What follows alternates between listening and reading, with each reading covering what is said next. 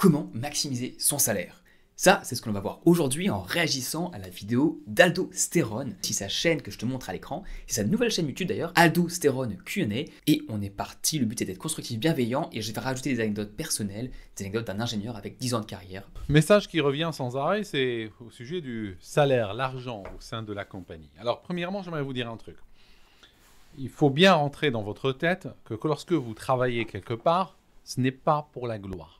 La compagnie existe que pour une raison, elle existe pour se faire de l'argent. Il y a des investisseurs derrière, il y a des dirigeants, des fondateurs. Et ce qu'ils font, ça peut les passionner potentiellement, ce n'est pas la question. Mais en même temps, la raison d'être principale d'une entreprise, c'est faire de l'argent. Donc, une fois que la société est mise en place, on va avoir un discours assez pervers qui va être à destination des salariés. Ah, chez nous, on fait ce travail par passion. On fait ce travail parce qu'on l'aime. Et puis, quand on vous parle de passion, dans ce cadre-là, c'est qu'on est en train de vous dire qu'on va mal vous payer. On est en train de vous dire que faites-le par passion, enrichissez-nous par passion. Alors il commence fort. Là où je suis d'accord avec lui, c'est que le but d'une entreprise classique, c'est de faire de l'argent. Donc là, on exclut du propos tout ce qui est ONG, par exemple, association, à but caritatif, non lucratif. C'est un cas à part. Mais pour la majeure partie des entreprises, le CAC 40, surtout si tu regardes cette chaîne pour des ingénieurs, on va travailler pour des boîtes qui veulent faire de l'argent. Parce que sans argent, tout simplement, tu ne peux pas payer ton loyer, tu ne peux pas payer là où tu habites quand tu es une personne, mais quand tu es une entreprise, ton loyer, les charges, etc. Donc il faut avoir l'argent pour vivre. Et les entreprises sont extrêmement capitalistiques qui veulent faire le plus d'argent possible. J'ai déjà travaillé pour certaines entreprises comme cela, il n'y a pas de souci là-dessus, donc je vois très bien de quoi il parle. Et il continue sur la passion, on te dit on est une grande famille, on est passionné par ce qu'on fait. En effet, ce sont deux énormes pièges. Il faut que je fasse une vidéo sur pourquoi on est une famille, c'est horrible à dire et à entendre dans le cadre du travail. Mais c'est vrai que comme ça, les gens qui ont l'habitude de dire on fait ça par passion, il faut se donner à fond pour l'entreprise, ce qu'ils disent c'est que c'est un contrat avec un salaire fixe, c'est fais plus d'heures de travail pour le même salaire. Mais c'est pas juste. Pourquoi est-ce que tu travaillerais plus? Enfin, tu as un contrat, il faut respecter le contrat. Tu peux travailler par passion pour des personnes, mais pour une entreprise, c'est extrêmement pervers. Et on va écouter ce qu'il a à dire, et après je rajouterai quelques anecdotes selon ses anecdotes à lui. Moi, j'aimerais bien que les gens viennent m'enrichir par passion. J'aimerais bien m'asseoir là, et puis je vous demande tous de développer la passion et la vocation de m'enrichir. Voilà, faites-en le but de votre vie. Le but de votre vie, c'est m'enrichir moi. C'est exactement la communication d'énormément d'entreprises. Et vous voyez que c'est grotesque, ça n'a strictement aucun sens. Quand vous travaillez pour une boîte, c'est très bien si vous aimez le métier, si vous aimez la boîte, si ça vous passionne. Il n'y a pas de souci, c'est excellent. Mais ce n'est pas le moteur, ce n'est pas la fondation de votre raison d'être dans la boîte. Vous êtes là pour de l'argent et il faut qu'il vous paye. Alors, il y a plusieurs éléments qui rentrent en jeu dans un parcours de salariat, dans une carrière. Ok, avant d'aller sur le parcours dans le salariat, je suis fait d'accord sur une chose, c'est que si on te dit une chose au sein de l'entreprise, qui semble un peu manipulatoire, demande-toi toujours si tu peux le retourner. Par exemple, si on te dit, écoute, bah oui, mais je sais qu'il faut travailler un peu plus, mais on fait par passion, non, t'aimes ce que tu fais. Mais retourne l'argument et demande, oui, j'adore ce que je fais, et justement, on peut peut-être me payer plus pour ça. Vu que je suis passionné, c'est encore mieux, non? Est-ce que l'entreprise ne devrait pas être passionnée par le fait de mieux m'aider à faire ce travail en me payant plus? Là, voilà, là tu vas avoir des gens qui sont honnêtes en face de toi qui vont dire oui, c'est vrai que si on fait plus d'heures de travail, ok, j'y avais pas forcément pensé, mais on peut potentiellement voir pour une rémunération en plus. Le cas de la personne honnête, peut-être un peu naïve, ça peut exister. Et sûrement la majorité des personnes, non, mais tu sais, on a des problèmes de budget, etc. Et là, et tout d'un coup, l'argument n'est que dans un sens unique. Et si c'est un sens unique, il faut que tu dises attention, alarme, il faut savoir pourquoi tu fais les choses et est-ce que tu veux vraiment travailler plus pour gagner la même chose. Quand on regarde sous le plan des finances, je vous donne un exemple. Il y a plein de gens qui m'écrivent, ils sont jeunes, ils veulent juste qu'on leur donne leur chance. Ils finissent l'école, finissent l'université ou le centre de formation, peu importe. Et ils veulent juste un employeur qui leur donne leur premier contrat, leur premier CDI. Alors à un moment donné, ils finiront par tomber dessus. Oui, ils vont tomber dessus, ils seront tellement contents. Ils vont signer, vont se faire emballer pour un salaire qui est très largement inférieur, on va dire, à leur cours du marché, tout simplement. C'est comme ça. On paye son ticket d'entrée, on paye son initiation. Je vous donne un exemple, un autre exemple dans ce même style. Il y a quelqu'un qui m'a contacté il y a 2-3 jours. La personne me dit, voilà, il y a un ami à moi qui a été recruté dans une entreprise et il y avait un autre poste à pourvoir. Il m'a contacté, il m'a dit, est-ce que tu ne veux pas postuler? Ce gars a postulé, là où son ami avait déjà commencé à travailler. Ils viennent de lui faire une offre. Il est passé à travers les étapes de l'entretien. Ils viennent de lui faire une offre financière. Il réalise que cette offre financière est 10 000 euros inférieure que celle de son ami. Et pourquoi? Parce que tout simplement, lui n'avait pas de travail avant. L'autre avait un travail. Donc, quand on a un travail, on ne paye pas son initiation. Mais quand on est dehors, quand on est à la rue, ils savent bien que on est plus volontiers désespéré. Forcément, ce n'est pas le cas de tout le monde, bien sûr. Mais on est prêt à se compromettre parce que il faut absolument trouver un travail vite et l'employeur le sait, il va en profiter. C'est un monde où le chien mange le chien, je vous le dis tout de suite. C'est un rapport de force. C'est un rapport de force, oui. Bon, perso, je trouve ça dégueulasse quand pour le même travail, on te paye moins juste parce que tu étais à la rue avant, c'est nul. Enfin, sincèrement, c'est la merde. Voilà, on va dire. Je sais pas si je me ferais démonétiser pour ce genre de mots, mais c'est nul. Par contre, là où... Et ça, c'est le réalisme. Il décrit une situation qui existe, donc faut être réaliste face à la réalité. On paye son initiation, par contre, ça a de la valeur et ça a un intérêt pour te dire, tu te fais pas arnaquer quand même. Je vais donner un exemple. Si tu es jeune, que tu as même moins de 30 ans, on va dire, moins de 25 ans bien sûr, mais moins de 30 ans, et que tu arrives en Australie, et que tu vas avoir ton premier travail ici. J'ai rencontré un ingénieur pas plus tard que il y a 2 jours, il y avait un after work. Il cherche un travail ici, il a déjà 3 ans d'expérience. Il n'a pas le visa pour. Et le travail le plus dur à avoir en Australie, c'est le premier, parce que les Australiens veulent que tu aies déjà travaillé avec des Australiens pour avoir des références qui puissent les appeler et se dire « Ok, il comprend comment ça marche ici ». Ce premier travail, c'est le plus dur à avoir. Et moi, je conseille très facilement, s'il te propose une mission gratuite pendant 4 jours, fais-la. Pourquoi ? Parce que ces 4 jours, oui, tu vas pas être payé. Et tu vas dire, mais Thomas, c'est de l'exploitation, c'est de l'esclavagisme, c'est pas bien ce que tu dis. Un peu de calme. Le fait d'avoir fait ces 4 jours où t'es pas payé, et où tu as une référence australienne et dit que tu as bien bossé pendant ces 4 jours, en fait, derrière, tu vas pouvoir postuler à plein de jobs et tu auras 10 fois plus de chances de les avoir. Et la première étape, cette initiation, c'est nécessaire. Donc, oui, tu payes ton initiation, ça fait mal. Et d'ailleurs, tu peux le faire aussi, il y a des astuces, tu peux le faire dans une ONG. Comme ça, tu donnes ton temps pour des causes caritatives, t'es pas payé, mais tu te sens mieux. Oui, mais ça marche tout aussi, il n'y a aucun problème. Mais fais-le, il faut le faire parce que c'est nécessaire. Le plus vite tu as cette première expérience, le mieux c'est, et le plus tu pourras avoir d'autres jobs qui seront bien payés. Et tu t'imagines bien que si t'es payé, si tu trouves un job 2 mois plus tôt, tu aurais 2 mois de paye en plus. Donc tu n'as pas été payé les 4 premiers jours, mais si tu gagnes 2 mois de recharge dans ton travail, et tu gagnes l'équivalent de 2 mois de paye. Ça vaut le coup. Ça vaut pas le coup forcément dans toutes les situations. Je trouve ça pas juste qu'ils te prennent 10K si jamais t'étais à la rue avant. Après, c'est à quel point tu peux augmenter vite au niveau de l'argent et à quel point tu peux rattraper ce retard rapidement. Typiquement, t'es à la rue, on te propose un job mal payé, tu le prends et tu continues à chercher à côté. Et 3 mois après, paf, tu vas chercher un autre boulot qui te payera bien et dans celui-là, tu resteras. Voilà. Ma vision des choses, continuons avec Aldo. Non, vous rentrez dans la boîte. Vous rentrez dans la boîte parce que vous étiez au chômage. Vous rentrez dans la boîte parce que c'est votre premier travail. C'est quoi le problème ? Le problème, c'est qu'avec le temps, votre valeur marchande va augmenter. Parce que vous aurez de l'expérience. Cette fois-ci, vous n'êtes plus ce jeune de 22 ans qui voulait absolument qu'on lui fasse confiance. Là, ça faisait 5 ans que vous êtes là, vous allez vers vos 30 ans. Vous êtes maintenant un professionnel aguerri, vous avez touché à plusieurs postes, plusieurs métiers dans l'entreprise. Sauf que votre salaire, lui, est frappé par cette ignominie de départ. Eh bien oui, au départ, on vous a pris sur le marché pour 3 fois rien. C'est écrit là, sur votre franc, que vous ne valez rien sur le plan financier. Et ce salaire ne va pas suivre. Vous allez rester coincé. J'ai même vu des cas assez affreux, où vous avez quelqu'un qui est dans la boîte pendant 7-8 ans. D'accord ? Et puis la boîte commence à recruter, part sur une campagne de recrutement de nouveaux. Et vous savez quoi ? Les nouveaux qui arrivent ont un salaire plus élevé que cette personne qui est là depuis longtemps. Forcément. Donc, première chose à savoir, quand vous restez dans le monde de l'entreprise trop longtemps, vous êtes en train de leur donner de l'argent.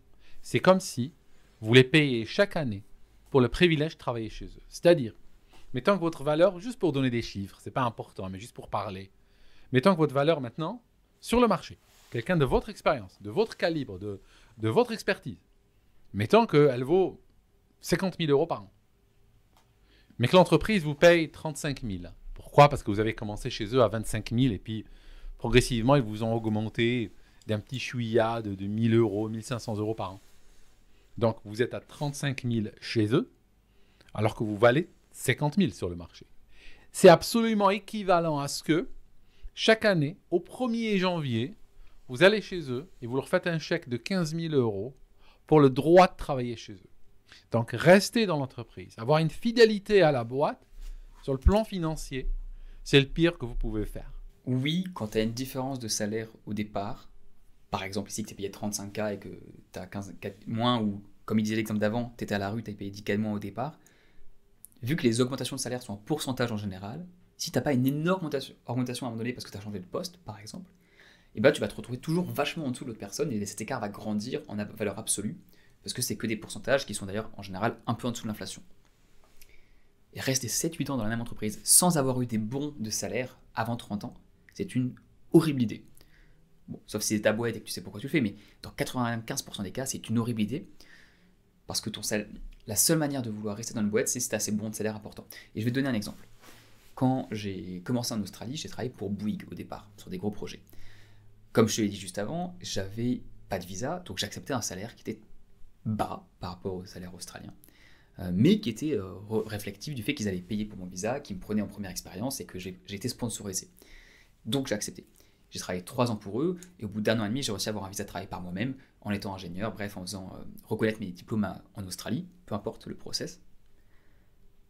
Mais ma valeur sur le marché du travail à ce moment-là a augmenté, puisque j'avais les droits de travailler comme un Australien. Ben, je pouvais te payer 10, 15K de plus, tu vois. Et ce qui s'est passé, c'est que des nouvelles personnes qui ont été embauchées, un peu comme ce qu'ils disaient, et que des personnes étaient mieux payées que moi en ayant moins d'expérience, ou en délivrant moins de résultats sur le même poste. Vraiment, je travaillais énormément, j'étais un bourrin, et j'avais pas mal de résultats, et il y avait des gens des Australiens, qui se la coulaient beaucoup plus douce, qui n'avaient pas de problème.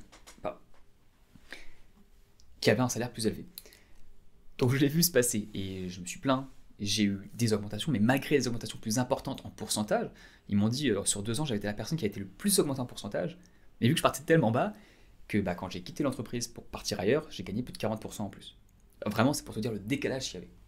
Et je serais resté plusieurs années dans l'entreprise, peut-être que ça serait rectifié, peut-être pas.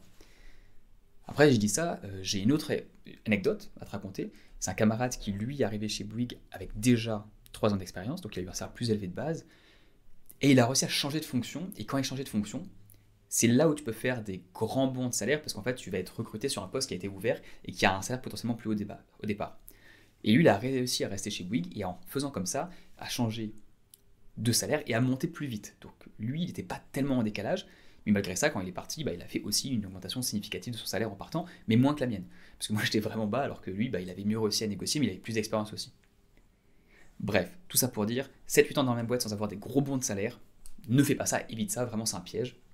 Il vaut mieux soit monter en interne avec ces bons-là, soit chercher ailleurs et avoir des augmentations dans d'autres boîtes, quitte à revenir ensuite.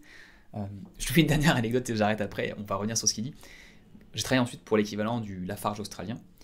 Il y avait une personne qui était technique, qui avait commencé à 18 ans à bosser, qui avait fait ça, qui avait bossé 4 ans chez eux, il était parti à la concurrence pendant 6 mois, il était revenu sur un autre poste, très similaire à ce qu'il faisait avant, mais vu qu'il ne voulait pas l'augmenter, là il a réussi à faire plus, plus 10K on va dire. Il a bossé 3 ans pour eux, il est reparti ailleurs pendant 6 mois, il est revenu ensuite sur un autre poste qu'ils avaient ouvert parce qu'il lui manquait, enfin il était nécessaire à la boîte, et là il lui augmente à nouveau de 15K, enfin vraiment, tu vois la personne, tu fais putain c'est fou, mais elle a dû partir pour pouvoir revenir, pour pouvoir avoir ses bons de salaire, et c'est comme ça qu'elle a fait 10 ans dans la même boîte, 10-11 ans, mais à chaque fois on partait en fait tous les 3-4 ans et on revenait ensuite. Je dis pas que c'est possible, je dis pas que c'est à se faire, je te dis juste que c'est des cas réels de personnes que j'ai vues autour de moi qui étaient ingénieurs, et que si tu veux maximiser ton salaire, il faut penser à toi d'abord. Pas peut-être, vous ne le voyez pas sur un an, bon, c'est pas grave. Normalement, des gens comme moi sont payés 50 000, moi je suis payé 35 000, bon. C'est peut-être pas grave sur un an, sur 2 ans. Sur 10 ans, ça commence à faire beaucoup. Sur 10 ans, ça manque à gagner de 150 000 euros que vous n'avez pas. Ces 150 000 euros, c'est peut-être la maison que vous n'avez pas achetée. D'accord? Par exemple. Donc, toujours réfléchissez, quand vous travaillez dans une boîte, vous n'avez pas de relation d'amour avec eux. Vous n'avez pas de relation affective. Vous avez une relation cordiale, courtoise, professionnelle, mais qui est fondée sur une seule chose, qui est fondée exactement sur l'argent. D'ailleurs, quand la boîte a des difficultés financières, vous savez ce qu'ils vont faire? Ben, ils vont virer, ils vont faire une charrette, virer du monde. Ils vont pas dire, vous savez quoi, on n'a pas d'argent, on n'est pas très rentable, ça va mal, mais on aime nos employés, on va les garder quand même. Ça n'existe pas, ça. Ils vous regardent sur des tableaux Excel, ils vous regardent sur des tableaux financiers, et à un moment donné, s'ils voient que ça va mal, ils vont juste vous débarquer. Donc vous aussi, vous les débarquez si financièrement ça ne va pas. C'est malheureusement très vrai. Et je vais quand même mettre une nuance à ce qu'il dit. Aldo aime faire des généralisations et dire des choses très anglais. Ça peut arriver que des gens se disent on aime vraiment cette personne, on veut la garder, même si ça nous coûte plus que ça nous rapporte. Ça peut arriver dans des petites boîtes, dans des petites structures, pas avec de la chance. Mais là où il a raison, c'est que dans 99% des cas, ce qui va se passer, c'est que oui, potentiellement ton manager t'aime bien. Mais quand tu as une restructuration, quand la boîte va mal, qu'est-ce qui se passe dans les grands groupes, les moyens tout grands groupes? Tu as une restructuration qui va être planifiée au niveau des RH et du groupe tout en haut, de la direction. Potentiellement, il y a un cabinet de conseil qui va venir pour les aider, qui va leur dire voici comment une structure de votre taille ça se fait. Et ensuite, il découle tout de haut en bas, et ton boss, même son directeur à lui, ils n'ont pas le choix. On leur dit là, toi, tu es dans une équipe de 10 personnes, ton équipe de 10 personnes, il faut qu'il y en ait 8. Et tu n'as pas le choix. Et ils vont même peut-être te dire oui, non, en fait, là, tu avais 2 designers, ces 2 designers-là, on n'en a pas besoin dans la structure parce que le design, on va le faire avec l'intelligence artificielle. Et il a beau t'adorer, t'es le meilleur designer qu'il est. Il peut rien faire. Il est pieds et poings liés, même s'il t'aime. Ce qui arrive moyennement. Je sais qu'il y a pas mal de problèmes au travail potentiellement, mais imaginons dans le scénario le plus extrême possible où c'est le plus avantageux pour toi. Même dans ce cas-là, peut-être que t'as pas chance, juste ton poste n'existe plus, va être supprimé. Et le fait que ce soit toi qui sois à ton poste, c'est malheureux, mais bye bye. Donc, ça revient à ce que je disais au tout départ. Quand tu opposes un argument, quand on te dit oui, mais il ne faut pas penser qu'à l'argent. Oui, mais à l'inverse, dans ce cas-là, s'il ne faut pas penser qu'à l'argent, paye-moi plus. Si vous voulez pas, si moi je demande plus, vous dites qu'il ne faut pas penser qu'à l'argent, c'est la même chose de l'autre côté, non? Toujours pouvoir reverse l'argument, l'inverser et poser la question inverse. Alors pas comme ça, il ne faut pas être arrogant ou aller se prendre la tête avec les gens qui vous disent ça, mais juste au moins mentalement, vous, pour resituer, est-ce que c'est injuste, est-ce que c'est juste, est-ce que je dois faire telle chose ou non? Si on vous oppose des arguments, il faut toujours vous demander est-ce que l'inverse c'est vrai de mon côté? Et sinon, c'est que l'argument n'est pas juste. J'aimerais vous donner quelques tuyaux. Parce que quand j'étais dans le milieu de l'entreprise, que j'ai quitté pour créer ma propre boîte, aujourd'hui j'ai 2 boîtes qui tournent, donc je suis très content et j'ai même atteint mon revenu avant d'avoir quitté le milieu de l'entreprise, même si je travaille bien plus qu'avant, parce que je travaille pour moi. Mais j'aime travailler pour moi. Je me rappelle à l'époque, quand j'allais voir certains clients, je peux vous dire, je ne vous cache pas, des fois j'étais en dépression la veille et je l'étais après, le lendemain.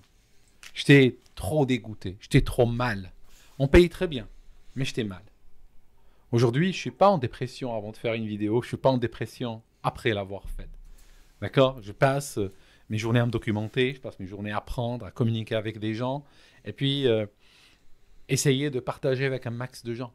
Et c'est ce que j'aime. Donc, je fais ce que j'aime vraiment. Mais pour vous dire, quand j'étais dans le milieu de l'entreprise, sur le plan purement financier, je vais dire, j'ai fini avec un salaire largement à 6 chiffres, en fait. D'accord? Parce que j'avais un certain nombre de règles. D'abord, je travaille pour l'argent, je ne travaille pas pour ta gueule. C'est très simple. Je t'aime bien, tout ça, c'est excellent. Mais je travaille pour l'argent. Très important à mettre ça dans votre tête, surtout les Français. Parce que les Français, vous avez souvent grandi dans un système qui est très influencé par le socialisme et qui va plus mettre l'accent sur le travail bien fait, qui va plus mettre l'accent sur le plaisir de travailler puis de fournir un service de qualité, un produit de qualité. Le Pont sur la rivière Kwai, vous connaissez le film? Dans le Pont sur la rivière Kwai, c'est des prisonniers britanniques qui sont arrêtés, je crois, je ne sais plus par qui, par des Japonais, je ne sais plus. Ne me citez pas sur l'histoire, regardez-la sur Wikipédia. Et en fait, ils doivent construire un pont. Mais c'est des prisonniers, on les force à le construire. Certains étaient pour fabriquer un pont qui tombe tout seul au premier train qui passe dessus. D'autres disaient, non, nous on est là pour le travail bien fait. Donnons-nous à fond, c'est une question de dignité. Ce message est très toxique qu'on fait passer aux gens. Et en fait, ils sont prisonniers, ils sont affamés, ils sont battus, ils travaillent sous l'ombre des baïonnettes. Et ils fabriquent un pont tellement extraordinaire que, figurez-vous, que le pont sur la rivière Kwai existe jusqu'à maintenant. D'accord? Ce n'est pas le message que j'aimerais vous communiquer. Ce n'est pas ça le but du jeu. Voilà, être un peu plus nuancé qu'Aldo là-dessus. Ok, je ne connaissais pas cette histoire. Et j'aime le travail qui est bien fait. C'est un biais personnel. Je suis français aussi. Et j'aime ça. Donc je vais faire une nuance, mais d'abord on va revenir à ce qu'il a dit. Il a dit, maintenant qu'il a 2 boîtes, il aime ce qu'il fait et il n'a pas la dépression. Alors ça c'est un peu différent de la discussion sur l'argent et je pense qu'il faudrait décorréler les deux. Puisque tu peux avoir un travail que tu aimes qui ne te paye pas assez et tu peux avoir une passion que tu aimes et qui ne te paye pas assez non plus. Donc j'ai pas envie de comparer un job, ta boîte à toi, où tu adores ce que tu fais et tu es bien payé, avec un job où tu n'es pas bien payé et tu n'aimes pas ce que tu fais. Ça c'est un peu comparer le pire et le meilleur d'une situation. Donc on va juste comparer. Imaginons que tu as un boulot que tu aimes bien. Ok, tu as de la chance, tant mieux, tu kiffes ce que tu fais. Mais tu es mal payé versus autre chose. Et donc, imaginons que tu adores ce que tu fais et que tu veux continuer à faire ce boulot-là. Oui, il n'y a quand même aucune raison de ne pas demander le maximum que tu puisses demander. Et si tu es mal payé, si tu es payé à 35K alors que ta valeur sur le marché du travail c'est 50, cherche la même chose, le même job, dans une autre entreprise. Sois en bon terme avec tout le monde, sois assez clair sur ce qui se passe avec ton travail, avec tes managers. Idéalement, si vous avez une bonne relation, tu peux en parler lors de la pause midi, lors de prendre un verre après le boulot et demander des conseils par rapport à ça. S'ils tiennent vraiment à toi, ils vont te monter. S'ils n'ont pas le budget, juste va ailleurs, gentiment, en disant que tu serais ravi de revenir s'ils avaient une offre qui était comparable à celle que les autres ont. Garde des bonnes relations partout et tu pourras faire comme la personne dont je t'ai parlé qui était au Lafarge australien, qui a jump in and out, qui est revenu après avoir fait des bons dans les autres entreprises parce qu'il s'entendrait toujours très bien avec ses anciens managers, qui savaient pourquoi il était parti. Et une fois qu'ils ont pu montrer que bah voilà, maintenant qu'il est parti, c'est la mouise, il n'y a plus rien. Et donc, une fois absolument, ils ont réussi à avoir une augmentation de budget de la part des gens qui étaient au-dessus. C'est toujours le problème, hein, c'est d'arriver aux strates supérieures qui, eux, sont payés à faire des économies partout, y compris sur ton salaire. Donc oui, on travaille pour l'argent. Et là, pour revenir sur la nuance que j'aimerais apporter aux travailleurs prisonniers, si tu es forcé à faire quelque chose, l'histoire de la dignité, c'est en effet un discours qui peut être potentiellement toxique, puisque ça peut avoir des effets manipulatoires pour te faire quelque chose de bien alors que tu es dans les mauvaises conditions. Mais tu peux aussi, toi, avoir envie de faire des choses bien si on te le rend. Typiquement, imaginons que tu es prisonnier. Il se trouve que l'équipe qui dirige cette équipe de prisonniers, ils vous traitent bien, ils voient que vous voulez bien faire le boulot, et dans ce cas-là, ils vous récompensent. Ils vous récompensent avec de la bonne nourriture, des meilleures conditions de vie, que tous les autres groupes de prisonniers qui, eux, font mal leur travail et qu'on traite comme de la merde. Bah, est-ce que c'est un deal que je prendrais ? Moi, oui, tu vois, parce que j'aime aussi le travail bien fait. Je vais donner un autre exemple, puis après on va revenir sur sa vidéo. Quand j'étais à Bouygues, j'ai rencontré un directeur de site, quelqu'un qui met les mains dans le cambouis, qui a commencé par en bas, qui a commencé sur les chantiers, qui était sûrement électricien au départ. Et lui, il était directeur de site, il a dirigé les équipes de 50, 60, 100 bonhommes, et femmes, hein, mais bref, tu comprends ce que je veux dire. Et il me disait qu'une des choses qu'il faisait avec tous ces chantiers quand il pouvait, quand il avait vraiment la main mise sur l'organisation, c'est qu'il leur disait les gars, moi, il y a une chose que je veux, c'est qu'on reste dans les budgets et qu'on soit dans les temps. Le fait que vous travaillez, que vous fassiez du présentéisme, j'en ai rien à faire. Donc, si vous faites le job bien, qu'on avance, qu'on est toujours dans les délais et qu'on respecte les budgets, le vendredi, et que vous finissez tout en 4 jours, en 4 jours et demi, bah, le vendredi à midi, moi je veux bien qu'on arrête, vous allez voir vos familles et vous partez. Et je vous paye pour 5 jours. Et vous revenez pas le samedi. Par contre, il faut qu'on soit dans les timings, je serai très clair avec vous sur ce qu'il faut. Voilà. Et ben, systématiquement, sur tous les projets dont il avait la main mise, il a pu faire cette organisation, sans forcément d'ailleurs le dire au management, parce que le management ne voulait pas forcément ça. Ils disaient, mais non, nous on veut qu'ils travaillent 5 jours. Ils sont payés pour travailler 5 jours, s'ils sont en avance, payons-les. Mais lui, c'était la personne dont l'équipe était systématiquement à temps et dans les budgets, avec un travail fait de super bonne qualité. Pourquoi ? Parce qu'il ne se foutait pas la gueule des gens, il voulait sincèrement que quelque chose de bien soit fait, comme le point dont il parle ici, mais il traitait bien ses employés. Et il avait vraiment une appréciation pour le travail bien fait, il les écoutait, il était là pour eux. Bon là je te parle d'un boss extraordinaire, bien entendu, c'est pas forcément ton cas dans ta situation, mais je dirais pas qu'il faut ne pas faire le travail bien, si tu peux le faire et que tu as les conditions pour pouvoir le faire. Même si tu es un peu sous-payé, si tu as d'autres avantages à côté, c'est pas que l'argent. Là, en l'occurrence, dans les équipes de cette personne-là, oui, ils étaient peut-être payés 10% de moins ou 5% de moins, ou même au marché, ils avaient peut-être des offres meilleures à côté, mais si tu as des meilleures conditions de vie dans ton travail, est-ce que ça vaut pas le coup ? Peut-être. Dans la vie, vous ne construisez pas un pont pour vous geôlier. Vous construisez un pont pour votre famille. Vous construisez un pont pour vos enfants. D'accord ? Pour vous-même. C'est ça le plus important. C'est ça le sens de votre combat. Et je tiens à vous le rappeler parce que je sais que beaucoup ont grandi dans des écoles pétries de socialisme en réalité qui va paver, qui va préparer l'esclave de demain, qui va préparer l'esclave du capitalisme de demain. D'accord? C'est pour ça que je tenais à vous le dire. Donc je vous disais, les règles que j'avais, premièrement, ne pas être fidèle à l'entreprise. Changer régulièrement. Ma première boîte, en arrivant ici au Royaume-Uni, vous savez combien je travaillais pour eux? 3 semaines. 3 semaines. Parce que je suis rentré. J'ai fait quelques entretiens. Je tombe sur une boîte, ça s'appelait RSA. Vous connaissez RSA, c'est une entreprise de sécurité informatique. Cryptologie, tout ça. J'arrive chez eux, ils me loballent grave. Ils me frappent avec un salaire, mais franchement, très bas. J'ai accepté. Pourquoi j'ai accepté? Parce que c'était mon initiation, mon entrée dans ce marché. Je rentre chez eux 3 semaines plus tard, contre-offre d'une autre boîte, avec laquelle j'ai eu un entretien précédemment, mais qui sur le moment avait un gel des recrutements. L'autre boîte me contacte. Ils me font une offre, 1,5 fois plus élevée que celle que j'étais. Je démissionnais tout de suite. Je suis arrivé chez moi vendredi, le gars m'a appelé, j'ai été le voir. Vendredi soir, je démissionnais, et puis je leur rendais leur matériel. D'accord? La deuxième boîte, je l'ai quittée. Pourquoi? Je l'ai quittée parce que, au bout de quelques mois, je constatais qu'ils avaient des problèmes d'argent. Je ne reste jamais dans une boîte qui a des problèmes d'argent. Ni je rentre chez eux, ni je reste chez eux. S'ils font du mauvais business, moi, en tant qu'humain, sur le plan humain, je sympathise. D'accord? Je suis désolé. C'est vrai. Mais il ne faut pas rester dans des boîtes où il y a des problèmes d'argent.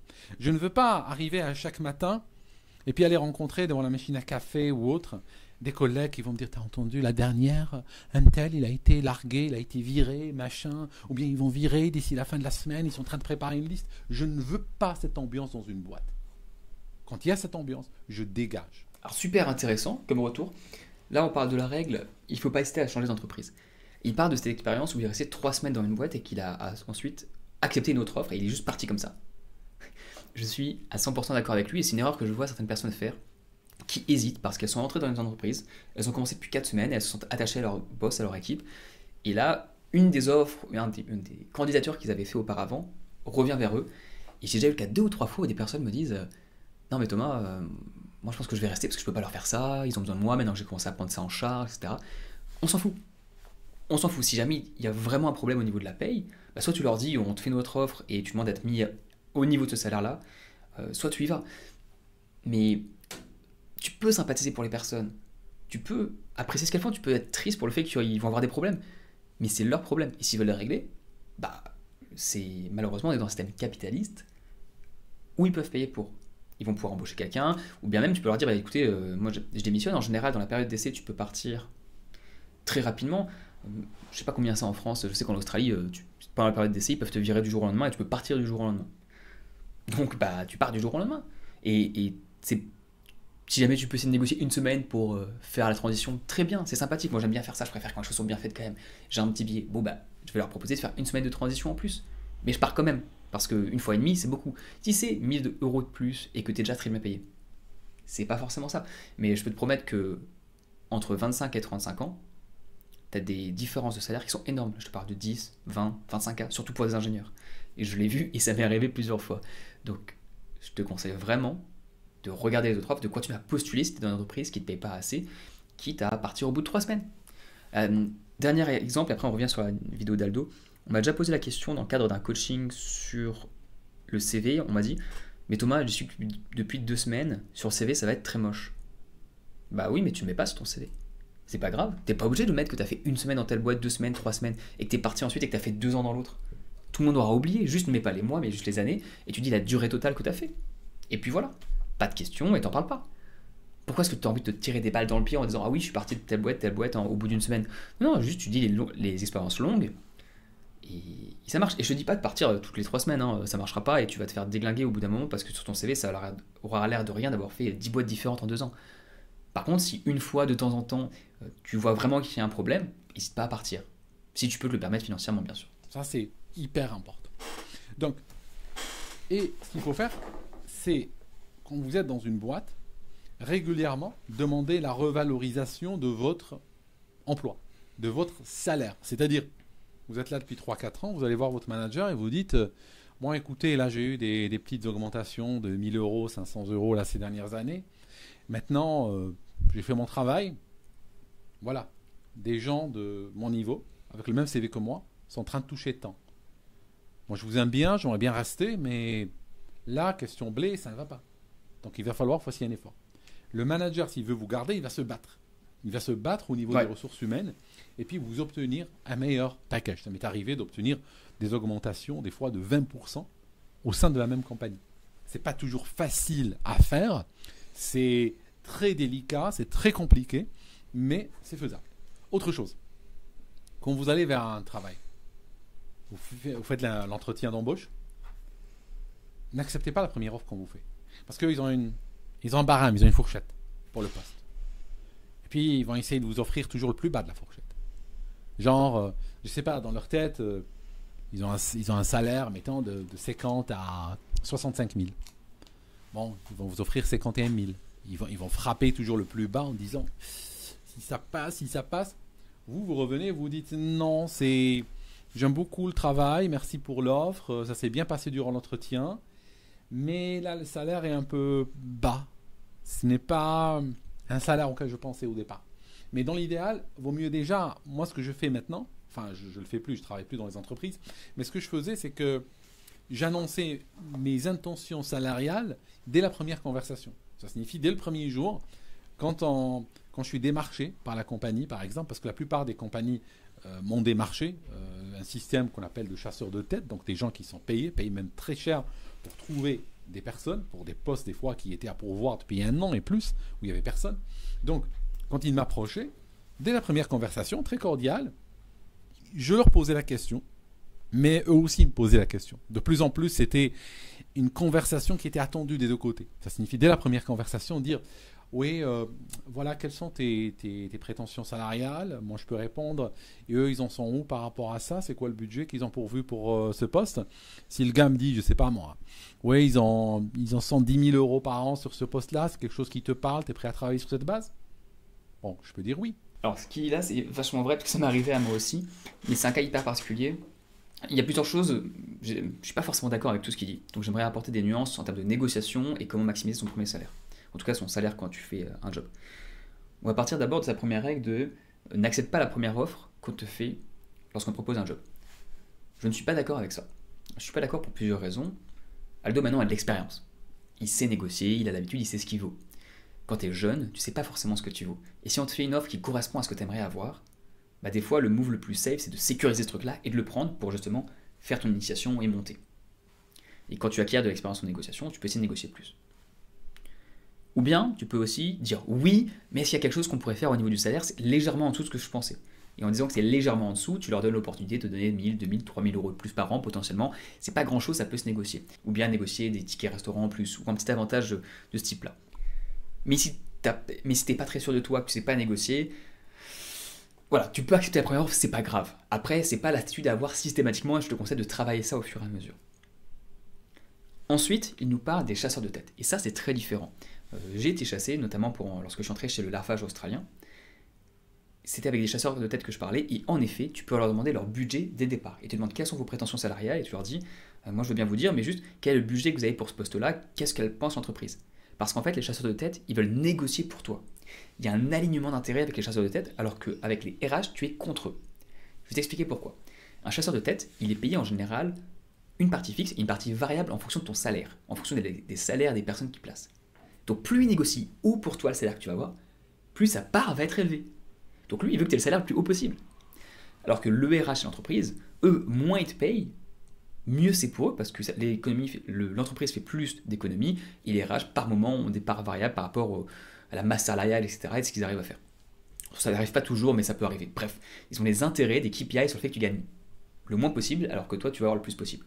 Donc quand un chasseur de tête vient te voir et te dit combien est-ce que vous voulez, et que eux ils te donnent, moi je demande toujours le budget d'abord, ils me disent est-ce que ça vous va, et quand j'étais recruté chez le Lafarge australien, ils m'ont dit le budget, j'ai fait ouais, c'est ok. Et ensuite, c'est pour revenir à pourquoi est-ce que tu peux accepter la première offre. Moi dans ma tête j'avais des chiffres quand ils m'ont fait l'offre finale, et tu négocies toujours à la toute fin. Ils m'ont proposé un chiffre, les chasseurs de tête, et dans ma tête j'avais ma bande basse et ma bande haute, où j'allais dire forcément oui c'était au-dessus parce que j'ai c'est super. Et la bande basse, c'était non, ça je refuse quoi qu'il arrive, et entre les deux, je négocie. Ils m'ont proposé un salaire de départ qui était au-dessus de ma bande haute. J'ai fait ok, let's go. Enfin, vraiment, le poste me plaisait, et il me propose plus que ce que je pensais que je voulais négocier. bah là oui, tu peux dire oui tout de suite. Parce que dans le cas des chasseurs de tête, ils ont déjà négocié le plus pour toi. Et si oui, tu reviens vers eux et que tu veux essayer de négocier 1000 $ de plus, bon bah, tu risques de, enfin toi, genre tu risques de faire durer les process. Après, ils vont peut-être hésiter, ils n'ont pas forcément le budget. Il faut avoir des autorisations en plus. C'est compliqué. Si c'est au-dessus de ce que tu veux, bah tu dis oui et puis banco. Et puis tu verras ensuite si tu vas essayer de faire une revalorisation salariale. C'est ce qu'il a dit au départ, ça se fait très bien. Enfin, ça se fait très bien. Ça s'essaye très bien et s'ils veulent pas, tu cherches ailleurs. Donc pas de souci là-dessus. J'espère que ces petites anecdotes t'aident à comprendre là où je me situe par rapport à la négociation et que ça t'aide, ça te donne quelques infos. N'hésite pas à me dire d'ailleurs en commentaire ce que tu penses de toutes ces petites anecdotes. Est-ce que toi tu as déjà réussi à négocier comme ça ton salaire? Est-ce que tu as des petites astuces pour maximiser ton salaire? Voilà. N'hésite pas à me dire ce que tu en penses. Sincèrement, hein, bien sûr, c'est pour que la vidéo elle ait plus de référencement, mais en vrai, ça m'intéresse. C'est un sujet dont personne ne parle et j'aimerais vraiment avoir vos avis. Voilà, dans les commentaires, c'était là avec moi jusqu'à cette vidéo qui fait sûrement déjà 30 minutes. Let's go quoi. Je suis très d'accord sur cette base, on peut partir, mais voilà, tu leur en parles maintenant. Ça ne sert à rien que après 6-7 rounds d'interview ou d'entretien, ils me disent 90 000. Donc il va falloir que dès le départ, on soit d'accord. Mais dans le cas où ça arrive, que cette conversation n'a pas été menée au début, ça arrive, si vers la fin, on vous fait une offre, essayez de la négocier vers le haut. Par exemple, il vous dit 51 000, vous dites oui, moi je m'attendais à quelque chose plus proche des 62 000, 61 000 plutôt. Ok, on va revoir. J'ai travaillé, quand j'ai travaillé chez Hewlett Packard, HP, entreprise, il y avait un gars, un recruteur qui était assis à côté de moi. De l'autre côté, il y avait une sorte de cloison comme ça, en bois qui nous séparait. Il était assis de l'autre côté. C'est un recruteur, il passait sa journée au téléphone. Il passait sa journée à communiquer avec les candidats. Ces conversations commençaient toujours comme ça. Bonjour, c'est machin, est-ce que c'est le bon moment pour parler? Oui. Écoutez, j'ai une excellente nouvelle pour vous aujourd'hui. Voilà, ça a été décidé. On est prêt à vous faire une offre. Donc, vous avez passé avec succès toutes les étapes d'interview. Hein. Je ne pense pas que c'était une surprise pour vous. Hein. J'ai reçu un très bon retour de votre part. C'est à peu près la même conversation tout le temps. Maintenant, voilà, en termes de salaire, j'ai un package. Hein, je vais vous l'annoncer. Hein, d'accord, c'est un package très intéressant. Et là, il commence à annoncer le package. Il y en a, c'était à peu près 2/3 qui l'acceptaient tout de suite. Et sur un tiers, la conversation allait continuer comme ça. D'accord, ok, donc vous me dites à peu près c'est quoi vos prétentions salariales et je vais revenir vers eux, d'accord? Tout de suite, dès qu'il est raccroché, il appelait. Oui, j'ai appelé le candidat, bon, c'est vrai, je lui ai offert 65, mais il m'a dit qu'il veut 75, qu'est-ce qu'on fait? On coupe la poire en deux, d'accord, ben on coupe la poire en deux, je lui dis 70 000, je croise les doigts, je reviens vers toi. Après, il rappelle le candidat, voilà, bonne nouvelle, j'ai discuté, on est un peu serré question budget, 70 000, qu'est-ce que t'en penses? Ces conversations-là, j'en entendais 20, 30 par jour pendant des années. D'accord? Donc la négociation est toujours ouverte. N'hésitez pas à négocier parce que, autant au moment du recrutement, vous pouvez obtenir une augmentation de salaire significative. Ça signifie vous passez de 60 à 70 ou 68 ou autre. Autant si une fois que vous êtes dans la compagnie, c'est trop tard. Il ne sera plus vraiment possible de négocier. C'est fini. Ça sera plus délicat par la suite. Vous pouvez le faire, mais c'est beaucoup plus compliqué. D'accord? Donc je pense qu'on va s'arrêter ici. Une dernière chose par rapport à la négociation, je suis d'accord avec lui sur le fond. Si tu te sens de négocier, si tu te sens de demander plus, t'as rien à perdre à le faire. La seule chose que je te conseille, c'est de le faire avec carefulness, c'est-à-dire avec tact. Typiquement, tu vas pas arriver à dire ah non, je veux pas cette offre, c'est beaucoup trop bas, moi je veux uniquement, voilà, si on te propose 50, tu dis je veux uniquement 75. Si tu es aussi négatif et que tu dis je veux uniquement 75, tu fermes la porte à la négociation et tu dis juste c'est ma dernière offre, ils reviennent vers toi, bah on peut pas, on était au milieu, bah bye bye et puis c'est fini. Par contre, si tu dis oui, je suis vraiment intéressé par l'offre, vous savez que c'est un job qui me passionne de toute façon, j'adorais le faire, je sais le faire. Juste au niveau de la rémunération, c'est vrai que c'est un peu plus bas que ce que je pensais. Je m'attendais plus à quelque chose dans un range par exemple de 65, enfin de 68 à 72. Je pense qu'on peut faire quelque chose, mais est-ce qu'il y a quelque chose que vous pourriez faire? Là, tu permets à l'autre personne de revenir vers toi. Et soit ils vont te dire quoi? Soit ils reviennent vers toi et ils vont dire oui, on peut faire un peu plus, comme ce qu'il vient de dire, et c'est très très courant qu'il y ait un peu de marge, ils savent très bien, 3 000, 5 000 euros de plus. Soit c'est pas possible, ils vont dire on est vraiment désolé, on peut pas faire quelque chose. Alors est-ce qu'ils vont revenir avec un petit avantage en plus? Avec une petite contre-offre au niveau soit de quelque chose d'un bénéfice, d'un téléphone qui t'est passé pendant le travail, ou une semaine de vacances en plus au départ, quelle que soit la chose, ou même potentiellement ils peuvent te proposer des bonus d'entrée où ils te disent on ne peut pas monter plus le salaire sinon ce serait différent des autres, mais on peut te donner 5 000 euros de plus pour la première année pour te remercier de venir. C'est très classique. Donc tu peux réussir à négocier cette petite chose-là. Soit ils te disent non, on n'a rien d'autre, c'est l'offre, ça allait faire, mais là tu décides d'accepter ou non. Mais au moins tu as essayé, tu perds rien à essayer. Et en effet, ça arrive très souvent, comme le dit Aldo. Si tu veux d'autres vidéos sur comment maximiser ton salaire, j'ai fait un podcast avec un expert en négociation sur comment négocier son premier salaire. Je t'invite à aller la voir ici, c'est sur ma chaîne secondaire Discussion d'ingénieur. Mais cette vidéo est hyper intéressante, on parle de stratégie de négociation et je pense qu'elle pourra beaucoup te plaire. Donc merci d'avoir regardé, à très bientôt.